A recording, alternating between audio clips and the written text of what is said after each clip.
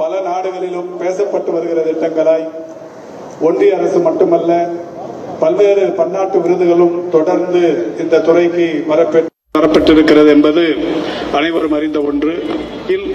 நம்முடைய மாண்புமிகு தமிழ்நாட்டின் முதலமைச்சர்கள் இந்த துறையில் பணியாற்றுகிற மருத்துவர்களுக்கும் செவிலியர்களுக்கும் மருத்துவம் சார்ந்த களப்பணியாளர்களுக்கும் தொடர்ந்து அவர்களுடைய நலன் பேணி பாதுகாப்பதில் எந்த அளவுக்கு அக்கறை காட்டி வருகிறார் என்பதை நீங்கள் அனைவருமே நன்றாக அறிவார்கள். இந்த துறையின் சார்பில் காலி பணியிடங்கள் 0 என்கின்ற நிலையில் வர வேண்டும் என்கின்ற வகையிலான அறிவுறுத்தலுக்கு ஏற்ப இன்றைக்கு தொடர்ந்து MRB, NHM, district health society, TNPSC போன்ற அமைப்புகளின் மூலம் பணி நியமனங்கள் மிக தொடர்ச்சியாக நடைபெற்று 0 நிலையை நோக்கி சென்று கொண்டிருக்கிறோம்.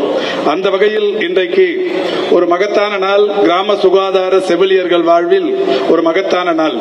மிக நீண்ட கால சட்ட போராட்டங்களுக்கு பிறகு உச்சநீதிமன்றத்தின் நீண்ட நெடிய படிக்கட்டுகளை ஏறி இறங்கி மாண்புமிகு தமிழ்நாட்டின் முதலமைச்சருடைய அறிவுறுத்தலுக்கு ஏற்ப உச்சநீதிமன்றத்தின் மிக சிறந்த மூத்த வழக்கறிஞர்கள் இன்றைக்கு இதற்காக நியமிக்கப்பட்டு இதில் வெற்றியும் கண்டு 1231 கிராம சுகாதார செவிலியர்களுக்கு நம்முடைய மாண்புமிகு தமிழ்நாட்டின் முதலமைச்சர்கள் இன்றைக்கு பணியாணைகளை தந்திருக்கிறார்கள்.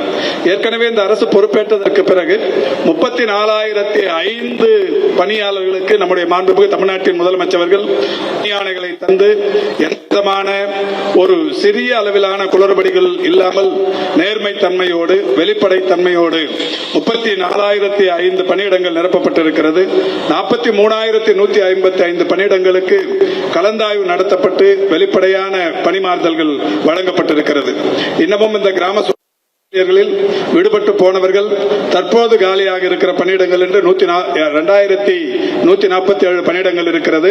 அதற்கு MRB நிர்வாகம் தற்போது தேர்வு நடத்த தொடங்கி இருக்கிறது. அதற்கான நோட்டிபிகேஷன் இன்னும் 2-3 நாட்களில் வரவிருக்கிறது. அதுவும் கூட 2 மாதங்களில் 2,147 பேரையும் பணியில் அமர்த்திட வேண்டும் என்று மாண்புமிகு முதல்வர் அவர்கள் உத்தரவிட்டிருக்கிறார்கள்.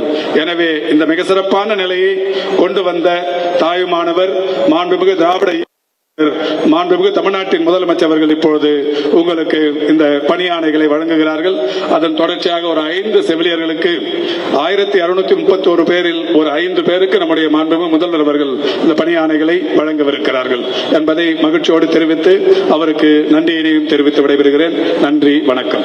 தற்போது மாண்புமிகு தமிழ்நாடு முதலமைச்சர் அவர்களுக்கு மருத்துவர்கள் சங்கம் சார்பாக மரியாதை செய்யப்படுகிறது. தமிழ்நாடு அரசு டாக்டர்கள் சங்கத்தின் சார்பாக தலைவர் மருத்துவர் செந்தில், செயலாளர் ஸ்ரீனிவாசன் ஆகியோர் மரியாதை செய்கிறார்கள். சென்னை கலைவாணர் அரங்கில் 1,231 செவிலியர்களுக்கு நேரடி நியமனம் மூலம் பணி நியமன ஆணை வழங்கும் நிகழ்ச்சி நடைபெற்று வருகிறது. தமிழக முதல்வர் MK ஸ்டாலின் பணி நியமன ஆணைகளை தெரிவு செய்யப்பட்டவர்களுக்கு வழங்குகிறார். அது தொடர்பான நேரடி காட்சிகளை பார்த்தோம்.